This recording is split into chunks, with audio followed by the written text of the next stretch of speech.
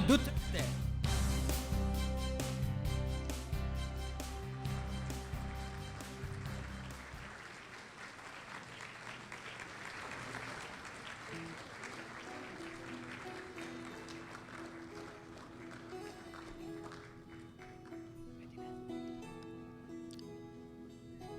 Please remain standing for the JCI values, mission, and prayer to be led by Miss Maria Isabel Manalo. Fellow JCI members, let's all recite the JCI values, prayer, and mission. JCI values: we believe that faith in God gives meaning and purpose to human life, that the brotherhood of men transcends the sovereignty of nations, that economic justice can best be won by free men through free enterprise, that government should be of laws rather than of men, that Earth's great treasure lies in human personality, and that service to humanity is the best work of life.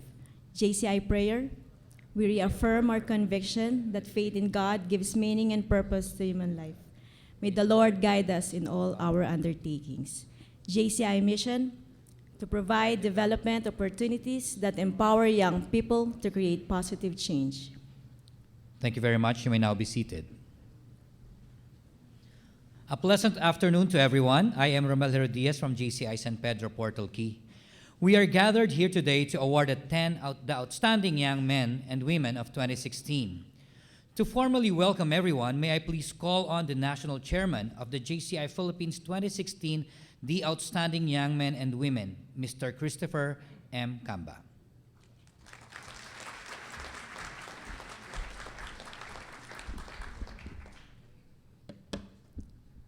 To our President, Mr. Rodrigo Duterte, and the rest of the VIPs at the presidential table, and the rest of our guests, maayong hapon.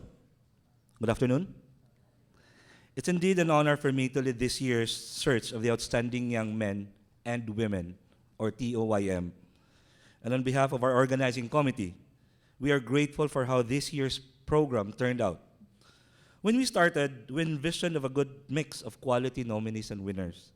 So the team worked out extensively to create awareness about the search, spot outstanding individuals, and cast a wider net by tapping various organizations nationwide. And indeed, we are very happy that we are able to deliver another batch of inspiring young active citizens who represented various sectors and whose advocacies are relevant at present. For one, having been inspired by our president, Rodrigo Duterte, who is also a Mindanaoan like myself, Mr. President, this year's search produced a good number of nominees from Mindanao. 6 actually made it to the 22 finalists, and 2 of them will be conferred, one from Davao, one from Tawi-Tawi, with a TOYM award later. And personally, kani, akong dakong garbo, as the chairman of this year, that Mindanao this year is well represented. We could not be more proud of how things turned out, thanks to all of you. The over 200 chapters of JCI nationwide, our national board, our national presidents, the TOYM Foundation led by our very own chairman, MVP, the PLDT SMA Nation, Jerry Ross Foundation, Board of Judges, Screening Committee, and this year's TOYM Search and Organizing Committee. TOYM, or TOYM, has been going on for 57 years already. And since then, 487 outstanding Filipino men and women have been recognized for how they positively transformed our communities. These men and women are now key drivers of our country today. 10 are incumbent senators, 27 in business and entrepreneurship, 29 in agriculture, 22 in media and journalism, 15 in banking, 41 in medicine, and countless others in military service, sports, OFW, and now IP advocacy. Mr. President and ladies and gentlemen, this is our commitment and contribution as to how we in JCI, or Junior Chamber International Philippines, can and will contribute to creating positive change in our country. Ladies and gentlemen and everyone, we encourage you to get inspiration from the stories, not just of our 11 honorees, but from the 61 nominees. from across the country and across the globe, who are quite a great bunch of young leaders. To end, we would like to thank our honorees and nominees for your continuing dedication, for dedicating your lives to advance your advocacies, to excel in your chosen fields, and to change the lives of us Filipinos. Indeed, as what we in JCI believe, service to humanity is the best work of life. Mayong hapon. Good afternoon. Thank you, Mr. Camba, for an inspiring welcome message. To deliver the message of JCI Philippines National President Steve Allen Ticanco, may we call on the Vice President of TOYM Foundation and 2000 National President of JCI Philippines, Mr. Rafael P. Dizon III.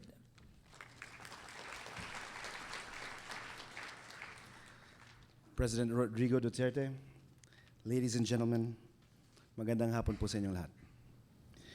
I've been tasked by our National President Steve Allen Ticanco to deliver this message on his behalf, as he is currently in Vancouver, where his wife Elle is about to give birth to their firstborn. So I guess you can say in that sense, nagtatrabaho pa po siya. He gave 4 points to give in his message. So with your indulgence, allow me to deliver them. Point number 1, thank you, Lord. Thank you for all those who were involved in the 2016 search for the outstanding young men and women in the Philippines.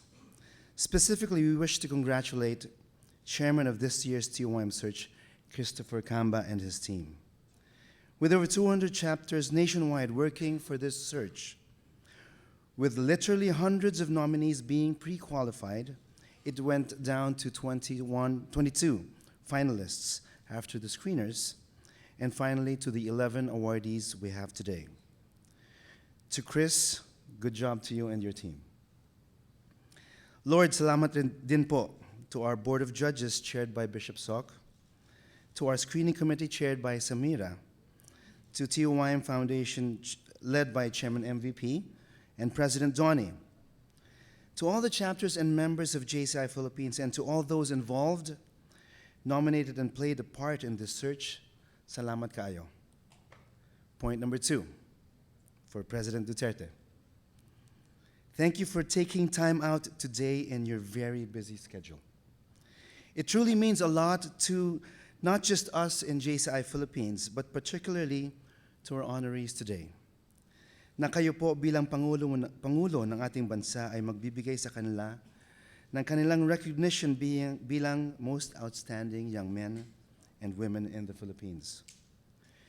Your Excellency, Sir, thank you for joining us today. And for all that you have done, are doing, and will continue to do for God and our country. Dagan salamat gyud, Mr. President.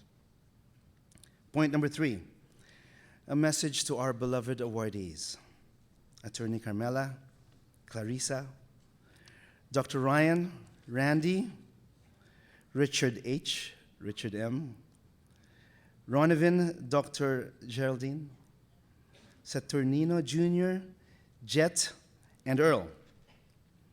Today you are being recognized as a TOYM awardee. It must really feel overwhelming. So on behalf of all our members, current and past, we wish to congratulate you. Thank you for being truly outstanding, active citizens. Thank you for inspiring us with the work that you do. The trophy that you will be receiving today is in recognition of all the works that you have been doing, especially for nation building. When you get home tonight and place that trophy, hopefully in a place where many people can see it, may it serve as a constant reminder for you to continue to do what you do and continue to help uplift the lives of our beloved Filipino people. May God bless you in all your endeavors. And finally, point number 4 is addressed to all our beloved JCI members, members of the press, and especially to every Filipino who will get a chance to hear the message. For the past 57 years, the TOYM has painstakingly searched every corner of our country to give due recognition to those individuals who help make our country a better place for every Filipino citizen. Today, we recognize 11 model individuals who each have beautiful stories of inspiration. We encourage all of you to get to know them.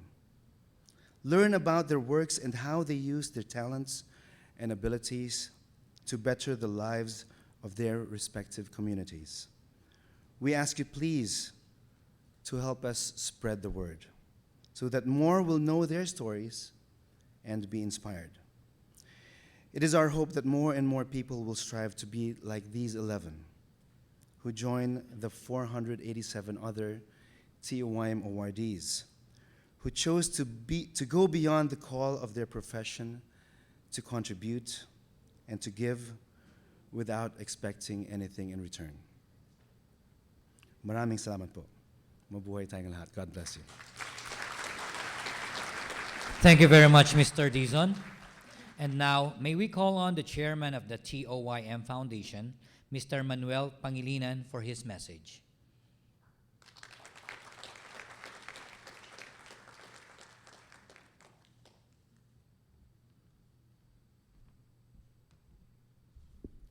Good afternoon. President Rodrigo Roa Duterte, members of the TOYM board, TOYM Foundation board, members of JC Philippines, of course the 2016 TOYM awardees, distinguished guests. On behalf of the TOYM Foundation, I'd like first of all to thank the President for the time he's taken to be with us this afternoon. And this year, as the previous speakers noted, we have a bumper crop of candidates, so that explains why we have 11 instead of the usual 10 or less than 10 awardees in each year for the past several years. So I'd like to thank the work done by the screening panel, tremendous work they've done, chaired by Samira Gutok from Marawi City, and a TOYM awardee in 2002 for youth leadership. And of course to the Board of Judges, chaired by Bishop Soc Villegas. So thank you to both the panel and the Board of Judges. And finally, of course, to the awardees for this year, an outstanding and impressive batch of individuals whose community work is consistent with the theme of this year, which is transforming communities and creating positive change. So please stay driven and inspired as you continue your work to better the lives of our people and improve their welfare. Thank you and good afternoon. Thank you very much, Mr. MVP. At this point, we would like to invite Ms. Gloria Climaco Tan, a member of this year's Board of Judges, to present the outstanding individuals who have made their extraordinary mark in their chosen fields of endeavor.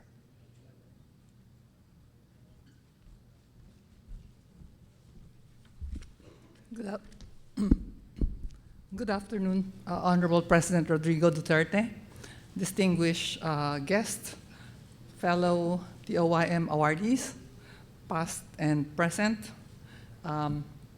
Ladies and gentlemen, good afternoon. On behalf of Reverend Soc Villegas, who is our chairman of the Board of Judges, it is my honor to present this year's outstanding young men and women for the Philippines. May I call each one of them, and can each one of them start coming to the front? We'll start with Carmela Andal Castro. She's honorary for law, specifically child protection.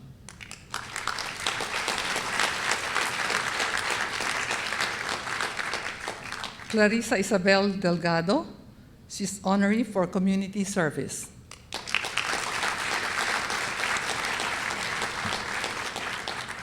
Ryan C. Kagiran, honorary for Indigenous People Advocacy. This is the first time that we have an Indigenous People Advocacy awardee. Randy Halasan, honorary for Education.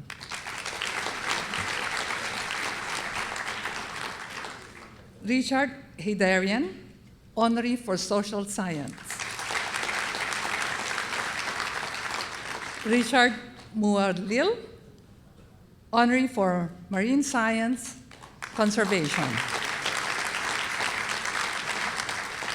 Ronivin Paktakhan, honorary for youth leadership. Dr. Geraldine Racasa, honorary for medicine. Saturnino Tiamson, honorary for arts in music.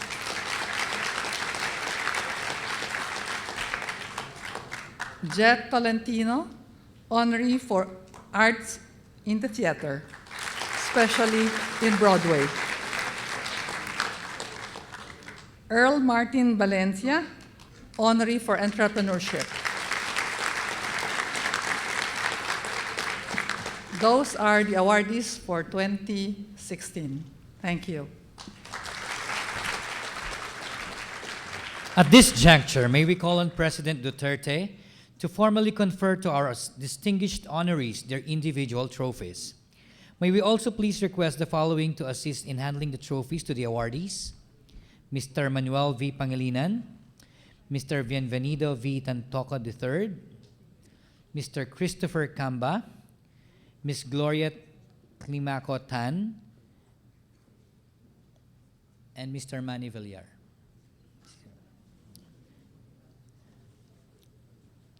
And now please welcome our honorees to receive their awards.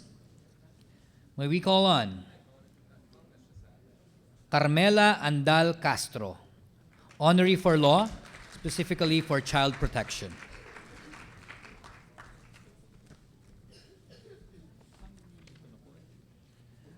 A well-respected frontrunner and dynamic player in the field of law and child protection, Attorney Carmela Andal Castro.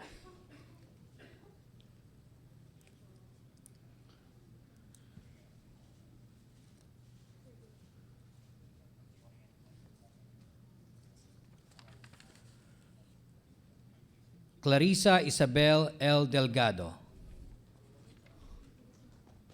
honorary for community service education.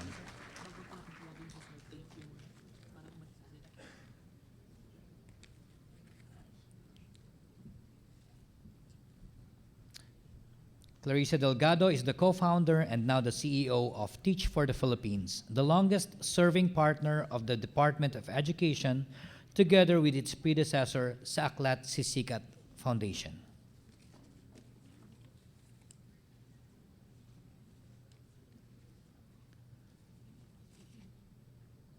Thank you very much. Ryan C. Ginaran,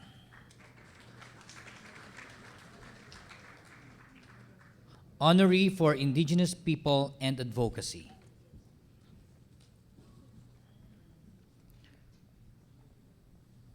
Ryan's life focused on ameliorating the conditions in his home region, the Cordillera Administrative Region, with his fellow indigenous people and on creating positive change through excellence in his endeavors and service through manifold roles as a physician, researcher, writer, youth leader, educator, and mentor. Thank you very much.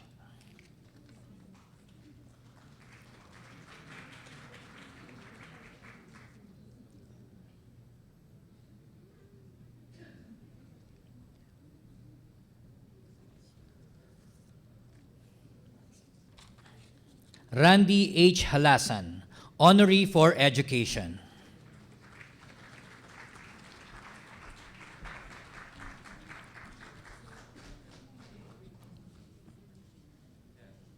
From a 2 wooden classroom and 2 teachers, and now is a permanent 8 teachers and 10 classrooms, he established a sitio high school to continue the studies of thrive and minimize the early marriage.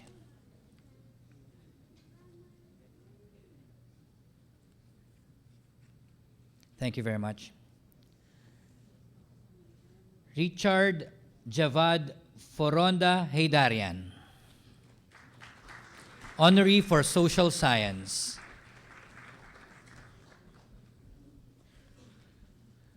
Throughout the years, Richard has sought to serve as source of knowledge on contemporary social, political, and economic affairs, ranging from ASEAN economic integration to federalism and West Philippine Sea disputes.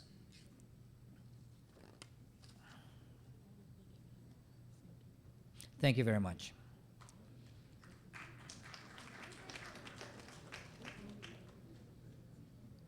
Richard Mualyil, honoree for Marine Science from Tawi-Tawi. In Tawi-Tawi, he is actively collaborating with other scientists and encouraging them to conduct research and development programs which are very limited in Tawi-Tawi.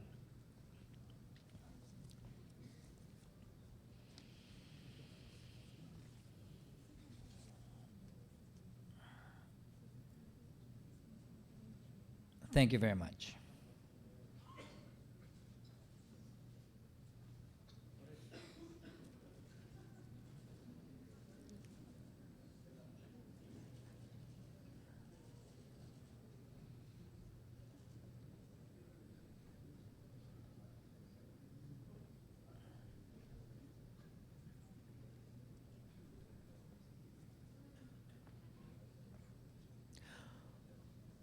Ronivine Pagtakhan, honoree for youth leadership. Our honoree is a public health champion that is bringing the community together with his passion and optimism to rally against the spread of HIV.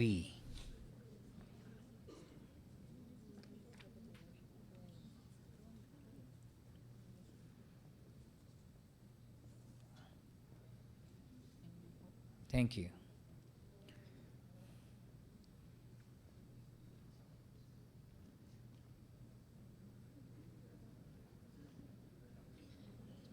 Geraldine Racaza,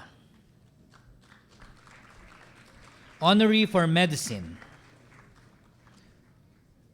Doc Ying's rare combination of extraordinary excellence in her field, humility, leadership, plus her highly contagious passion inevitably draws people to gravitate towards working together for a common goal: nation building, healing one patient after another.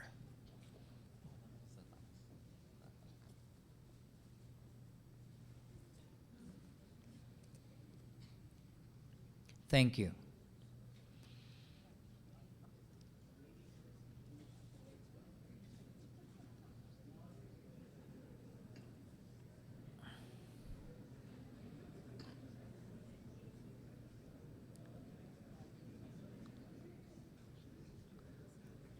Saturnino Halili Tiamson Jr., honoree for arts in music. Saturn's lifelong dedication to his craft and his continuing effort to promote music to the youth has made positive impact to many young aspiring musicians. He is able to help many underprivileged in bringing back dignity in their lives through music as a profession.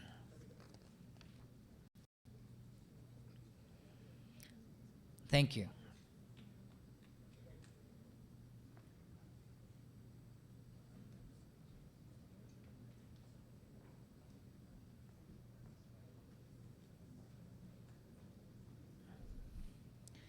Jet Tolentino,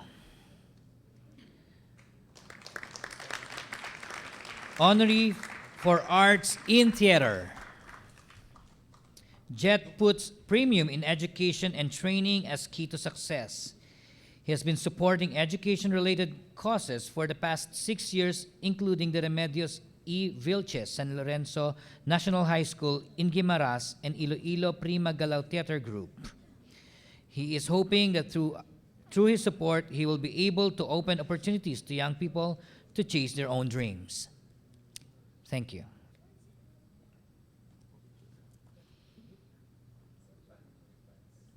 Earl Martin Valencia, honoree for entrepreneurship.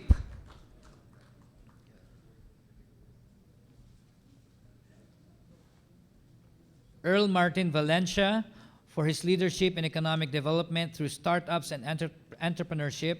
He is honored as a young global leader by the World Economic Forum and an invited attendee at the Davos Conference in 2016.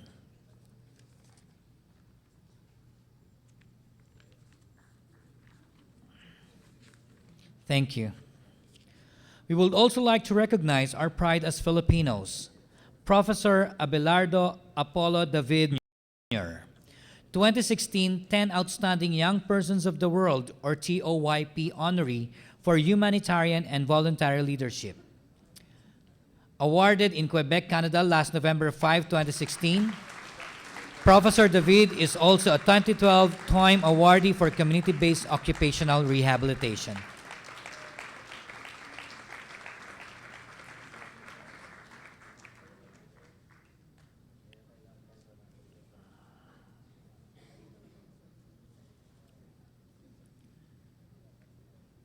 Thank you and congratulations to our honorees this year.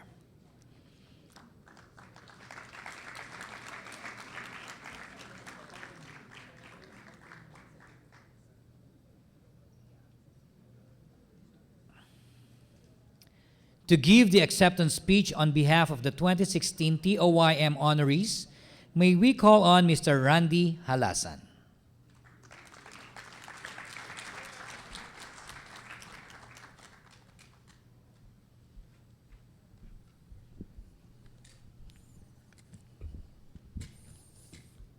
President Rodrigo Roa Duterte, President of the Republic of the Philippines, Manny V. Pangilinan, Chairman of the TOYM Foundation, Christopher H. Camba, 2016 TOYM National Chairman, Steve Alan Taycanco, 2016 National President, JCI Philippines, my fellow honorees of the 2016 the National Outstanding Young Men and Women, distinguished guests, ladies and gentlemen, maayong hapong kaninyong tanan. For 57 years, the Junior Chambers International Philippines, JCIP, TOYM Foundation, continue to give recognition and honor to the standing young men and women in our country, to give inspiration, promote advocacies, and give honor to the young men and women that the Filipinos shall be proud of. In this year, 11 honorees from the different fields will place a great hope of power to change this country. In the Philippines, where a country remains strong performers in the region, and yet still many communities remain unserved or undeserved, where physical access is difficult, resources are limited, and people are too poor to even claim basic needs. 11 honorees have different amazing stories in addressing the needs of the society. Their journey will never stop and still have to face many challenges and learn to take gradual responsibilities through self-determination to create valuable impact. Continue to create a climate for innovation that encourage development, finding partnership and solution, and maintain sustainability. It's not only the government to create change, but it's everyone's obligation to help and find solution of the different problems because everyone has a role in the community. Each one of us should understand the responsibilities toward the attainment of the society. People can change the society by actively participating in the social activities, set as a good example for others, and we should be kind and helpful to others, to those who are needy. Every one of us should be more sensitive, responsible, and mature to open our eyes to do something to move forward. My fellow honorees, as we go on to the center hall and receive already our awards, it's a great commitment and dedication that we have the power to change and harness the development potential of a community through our initiative. It is our great responsibilities to help our fellow Filipinos to make their dreams into a reality. Despite all the problems we encountered, I know we can make a difference of changing lives of other people. It just might be a matter of leading and have a big heart. I realized that why many Filipinos were left behind. Because we have failed to be part of the solution in this country. Rather, we only succeed in our personal goals and satisfaction. It's not too late that we can do something best in this nation. Our knowledge, skills, values, and characters will shape the future of this country. The future of this nation depends each one of us because we are all Filipinos. We will help the government in a genuine change to make this country a best place to live today and to the next generation. Today, my fellow honoree, is very memorable to us. The fruit of our hard work and perseverance of helping our fellow men, this will serve as inspiration to do more and share our expertise, especially to the youth, in transforming communities and create positive change. We must not only cope with change, but to lead change. Once again, you can accomplish anything through your competence and compassion. On behalf of my fellow honorees, I would like to recognize the support of our government in this recognition to our President, Rodrigo Roa Duterte, JCI Philippines, and the TOYM Foundation for believing our advocacies, and all of the people who have given their effort and support to our vision. Above all, to our Almighty God, whose guiding hand always given us the strength to go on. I truly believe that we can build a strong Philippines if we open our hearts to serve the people without expecting any personal returns. Whatever challenges and obstacles we experience, we can overcome all of this if we are united, determined, patient, and hardworking. Mabuhay po ang mga Pilipino. Maraming salamat po. Thank you very much, Mr. Halasan. And now to introduce our distinguished speaker, may we call on the President of the TOYM Foundation, Mr. Bienvenido V. Tantoco III. Ladies and gentlemen, the President of the Republic of the Philippines, Rodrigo Roa Duterte.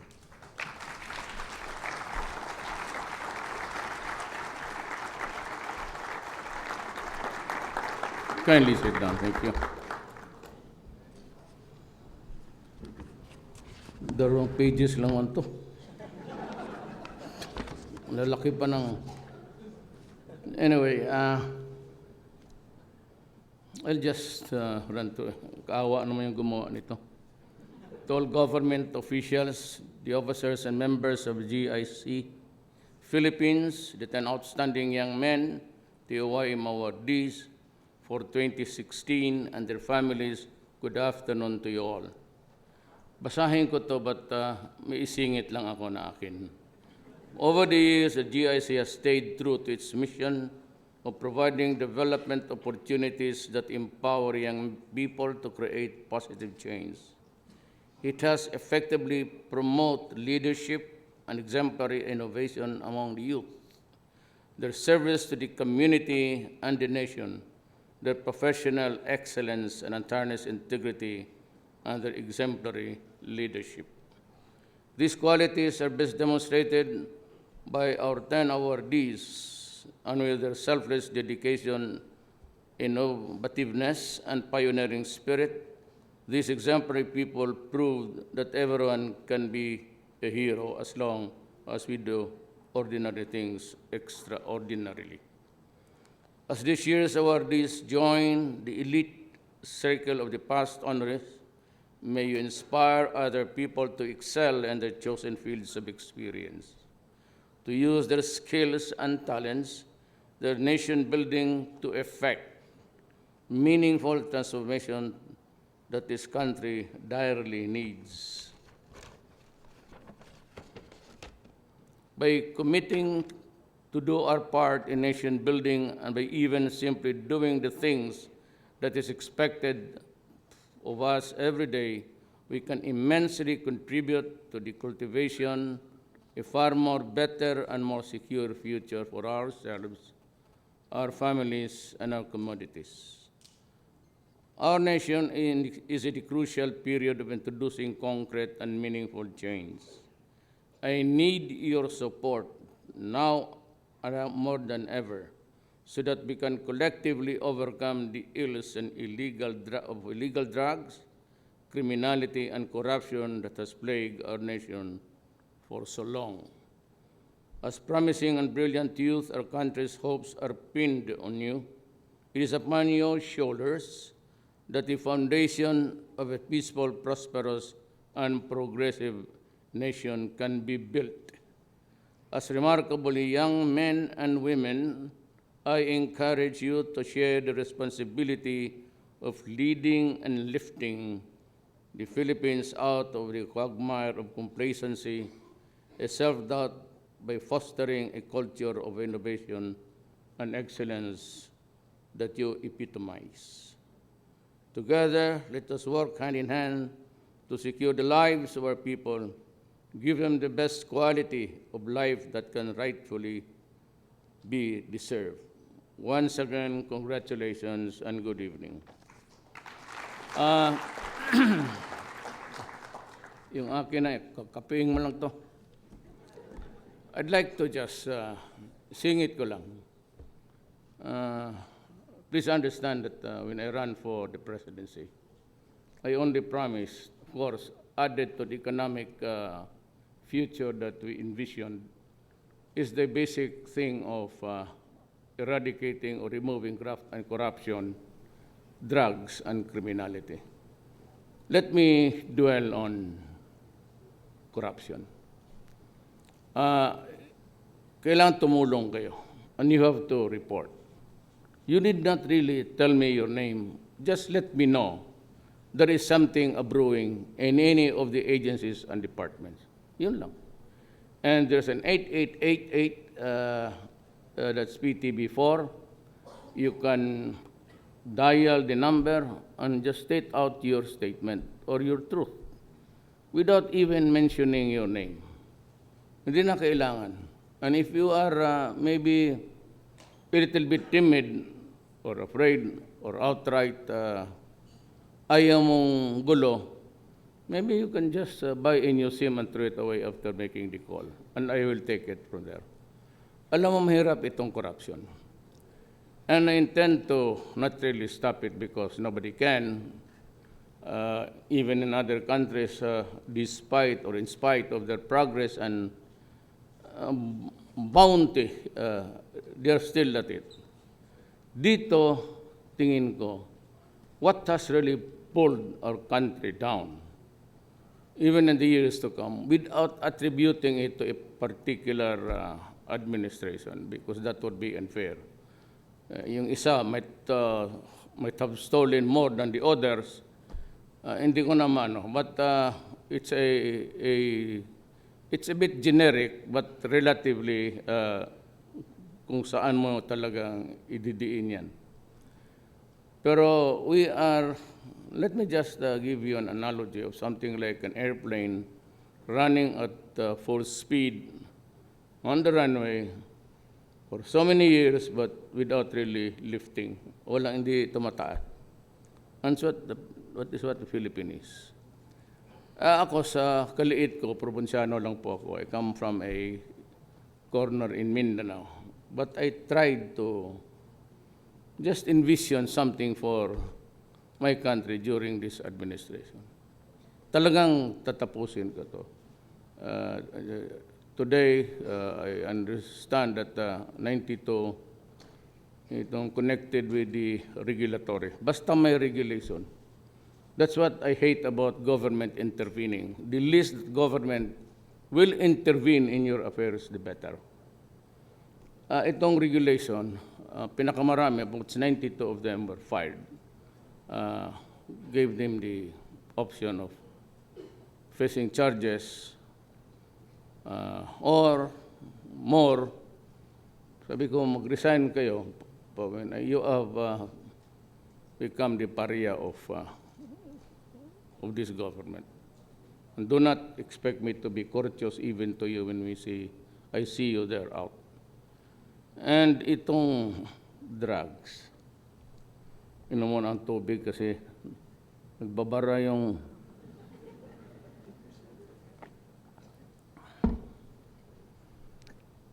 I know that people are killed. It does not make me happy. I am a Filipino. Kung iba sigurong tao yan, from the Middle East or Africa, I would, maybe if they're really guilty, I would not really enjoy, but it would give me satisfaction. You know, pag may namatay na tao dyan, hindi ako naliligayahan. And I sign vouchers and all and everything, and allowing this unit to have more guns and more bullets. I do not find satisfaction in it, because I know that ultimately it would be used against the Filipino. But when I am down and I am faced with the choice between a disorderly society and maybe a failed state and my country,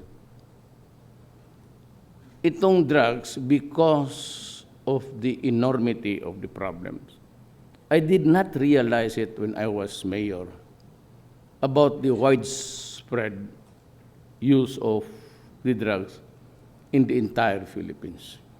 I was just focused on my mayorship, and I wanted my place to just improve. And to this day, Davao is having a growth rate of 9 the highest. And you have been to Davao, I'm sure all of you. And you go west and north-south, it's really booming. And they live in peace. Criminality is down to the barest minimum. That is how I envisioned my city when I became mayor in 1988. True that I am very harsh, ika nga bastos pa, outright. And I kind of credit myself for that. When I said that if you are here in Davao, and you continue to do drugs that I'm mayor, I will kill you. And if you deprive us of the youth of the next generation, I will kill you. Make no doubt about it. Talagang tatapusin kita. But that statement is not punishable by our laws. Bakit sabihin ko na sisirain mo ang bayan ko, papatayin kita? I have every reason to kill you. And when I say that you do not deprive us of our youth for the next generation, or eventually, with 4 million drug addicts, it could cause the failure of my country. You know, we have been narco-politics since about 15 years ago. Little did we realize na ang police pala, it's about 2,000 of them, ang mga barangay captain who holds the governance on the basic unit of our government, and some mayors, and some governors, and a few congressmen were already into it. Little did I realize na ganon pala kalala when I started to squeeze everybody when I became president. At doon nakita ninyo, surrendering by the hundreds of thousands. Por Diyos, anong gawin ko dito? And these 4,000, mga barangay captains to, mga police, mga negosyante, at walang ginawa kundi gawaing gago ang Pilipino. At marami may tama na sa mga bata natin. And also, tingin ko, this is televised, maybe if you have an IQ of 14, talagang papasok ka dyan. And even lawyers and doctors, and even mayors, Ano ang mangyayari dito kung ganun? Remember that 4 million is spread all throughout the country. And if nobody would interdict them in the next 4 to 6 years, kung hayaan mo lang ganun because ayaw mong pumatay, we are in a sorry state. Indeed, we are in a sorry state. That 4 million will contaminate another 10 million. Then it would be too late for us to really even save the country. And we would just like be the Latin American na yung mayor, she takes oath of office in the morning, and then in the afternoon, she is killed. And they choose who will be the governor and who will be the mayors. Alam mo doon, sa Latin America, and you can read Ian Grillo, he was here, and the books about the fate and the destiny of that continent there. Ang mga dito, ang mga mayor ang binabayaran ng mga durugista. Doon, ang mga mayor ang nagbabayar doon sa mga kartel para hindi sila patayin, hindi sila galawin. And that they would secure the election of this idiot. Hindi ba naman idioto yan?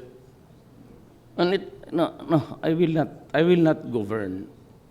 Kung ayaw na talaga ninyo, I am ready to step down. Walang problema sa akin yan. I have no illusions about power or about the president. Kasi matubag, binulong nga ako kay Ceremonies, Pangilinan. Sabi niya, kumusta? But sabi ko, if I were to go back in time, I would have not committed the same mistake. Totoo yan. So gano'n na lang.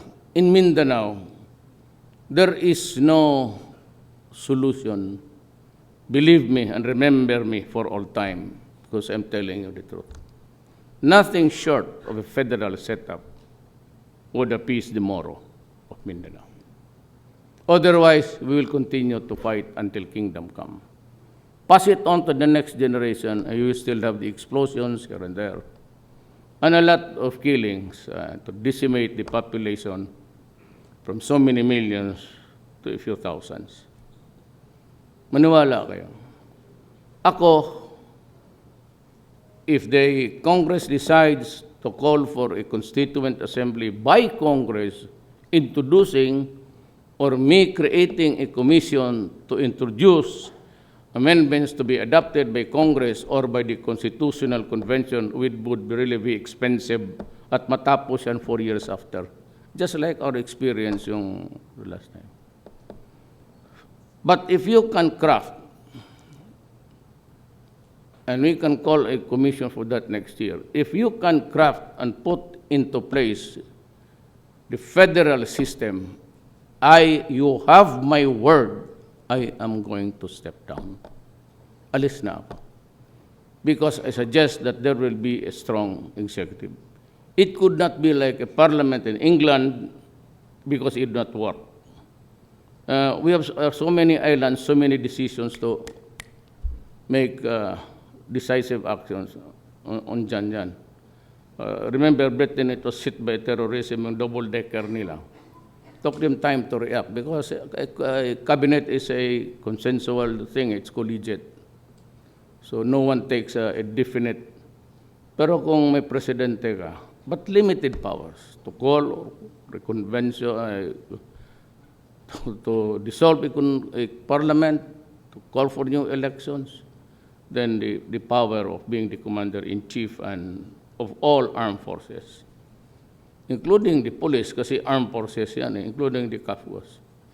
Bako, I'm not interested. If they can do it in 2 years, 2 years and a half, I am out. Because then I would not be eligible for any election. And of course, rightly so. Delikadesa yan eh, kung nagdadala dyan eh. Alis na ako. Pero sinabi ko, bantay kayo dito sa droga. Wala akong problema dyan sa mga pare, talked about the sanctity of life. But, I have to make a choice now. It's the greatest good for the greatest number. I cannot allow a runaway itong thing. But believe me, if you are thinking that, remember that at the early days of my presidency, I fired almost 9 police generals and so many mayors. Tinanggalan ko ng mga bodyguard because sila yung maging warlords na distraught around. Pati yung mga military sundalo, nag-iwas, si mayor yan. So I had to reduce them to nothing. And I said, if you do not report to Krami, I will kill you in 24 hours. Istorya lang ko dyan. Panakot lang. And they did. And so I was able to take full control. But I would like to announce, nandito na rin tayo, take this opportunity that I'm going back to the Alunan Doctrine. 2 or more armed guards is, more than 2 rather, is a private army. Yan lang. Then, dalawa na yan. If the 2 bodyguards cannot save you, then that is your destiny in this world. You will have to die sometime. Do it earlier. It will spare the country of headache, and maybe we can produce better citizens. Ganon lang po. I do not offer any excuses, no apologies. I will answer God when I face Him. Pero dito, hindi ako pwedeng alam ko, and even a close friend of mine, Gordon, wrote me a very poignant letter. I respect him very much. I know that it was his letter. Pero tingin ko, Dick, it's about too late in the day. Hindi ako pwedeng mag-sara. But anyway, kunti na lang man ang namatay. Medyo ubos na eh. Talaga, hindi ako nagpapatawa. Pero I cannot, my next, my successor should be freed of this kind of malignancy. Hindi pwedeng, talagang ayaw ko. And corruption must go. You help me, any agency. In the past, I myself, Davao City, applied for something of a approval of NEDA to have a railroad. Maliit lang yung commuter. Sa awa ng Diyos, karumata ang dumating sa amin. Tinutulak pa rin ng tao. Kaya NEDA sat on it for about 2-3 years. Dito po sa let it be known to you so that alam niyo, it's 1 month. 1 month. Anong klaseng department, 1 month. If you cannot release it in 1 month, then let me know so that I would not suspect that you practically sat on the paper. So, dyan nakakaano. And even permits, I would encourage or I would not like to impose on the local governments kasi elected dyan sila. So, it's just supervision. But control, kagaya ng mga police na I inimpose ko yung order ko kay Bato. That's my discretion. I have control of the police and of the army. I guarantee you, there was nothing wrong with it, but I was just trying to figure out something there. Hindi ko kasi malaman kung talagang it was a network or just the work of 1 or 2 policemen. So I have to study more closely. There was nothing to it. Huwag kayong matakot. I do not receive drug money. Sus Mario Josep. Yung makasintahan ko, kung meron silang pera ibigay sa akin, tanggapin ko. Because it's out of love. Do not bigyan mo pera, babarilin kita dyan mismo sa harap ko. So, that is how it is. But I'd just like to inform you that nothing is evil in this It's your palace. I do not sleep in this building. Kaya ang multo dito, harap-harapan, paski sa araw. Hindi na naghihintay ng gabi. They just, materializes in front of you. And I do not sleep here with more reason. Maya-maya, pagtulog mo dyan, magkatabi mo, buti sana kung white lady. Pwede mo nang dumugin. Kung paghawak mo, bigotilyo. Espanyol pa dahil maraming dumaan dito ng mga gago. So, I sleep outside in a hotel. It's a small hotel. Pero secret. Wala akong ano dito. I am sold to the simple ways of life. I am a son of a poor man. And I don't, naumpisa na rin ang tatay ko sa hirap, di tuluyan na natin ito. Pero hindi ako sanay. I am not even up to, ako lang dito ang nagsasara ng ilaw. Kaya Malacañan, they want it bright and, no. Puta, kalaking gastos itong puta. Pati doon, yung aircon ko yung full blast. Hindi dyan sa pagbabago. I have to cross the river in coming here. Mahina yung lancha. I was late for about a few minutes. Kasi maraming basura, maraming water lily. So, tulakin mo yung lahat ng water lily doon pa. So, I was a bit late, but I'm sorry. It's just the crossing of the river was just too slow. I go back and forth every day. And sabi nga ni Ceremonies, why? Because every night I have a folder of each department. Defense, trade, education, and before I countersign it even with the marginal note, I have to read it. Mahirap na masabit eh. So I sleep, I go home earliest 2 dito. Then I review papers until sometimes 6 o'clock in the morning. Kaya kung pabalikin ako, wala naman akong, I have not totally misgivings. But truly, kung pabalikin ako, sabi ko nga sa kanya, ayaw ko. Ayaw ko na. Maliit ang sweldo. 2 ang pamilya ko. Hindi makita mo nung inaugurate ako doon, pati dito. May isa dito, may isa doon. Graft and corruption ka, maraming, may sa Davao, may mga investigative journalist. Tatanong na tanong, laki mo kuha sa akin. Really, I've been mayor 23 years. I'm not just up to it, actually. Kasi okay na ako sa buhay ko. Not so beautiful, but not so ugly. Stay in the middle course para yung kaligayahan ko. And I do not enjoy going out. It's, I'm just like you, simple Filipino. Maraming salamat po.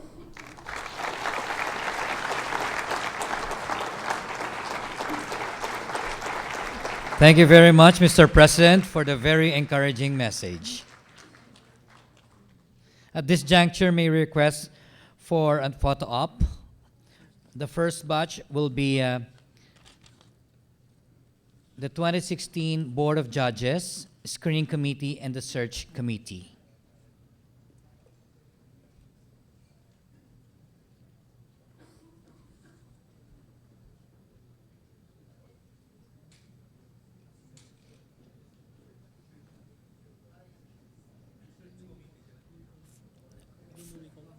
May we call on the Board of Judges, the Screening Committee, and the Search Committee on stage, please.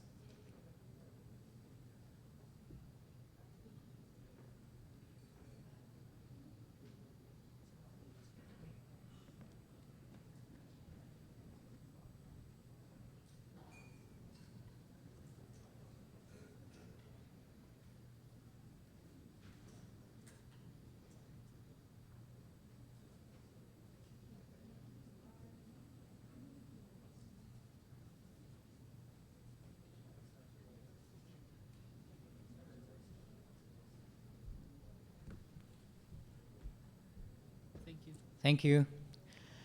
And now we'd like to call on the past national presidents, the national board, and 101 presidents.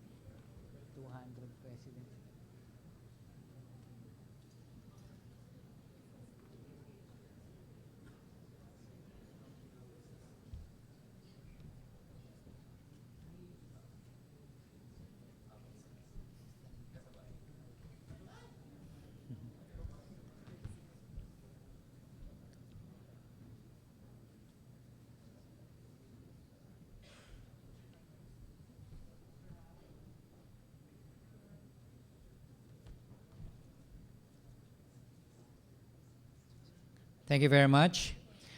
And may we call on our 2016 TOYM honorees.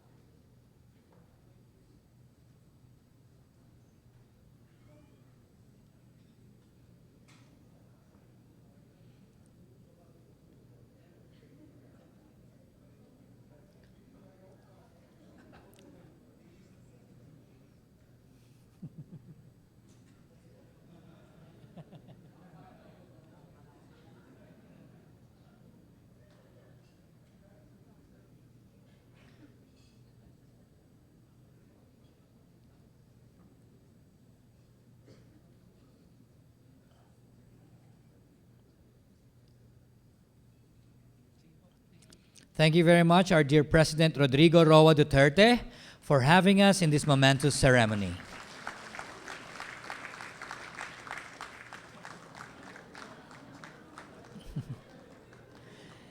This concludes this afternoon ceremony. Thank you all once again for being here to witness the awarding of the Outstanding Young Men and Women for 2016.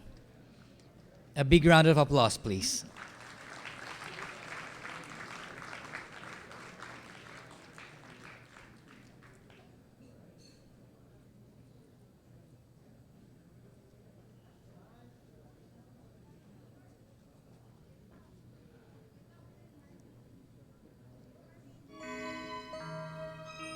Thank you very much, and good day to all of you.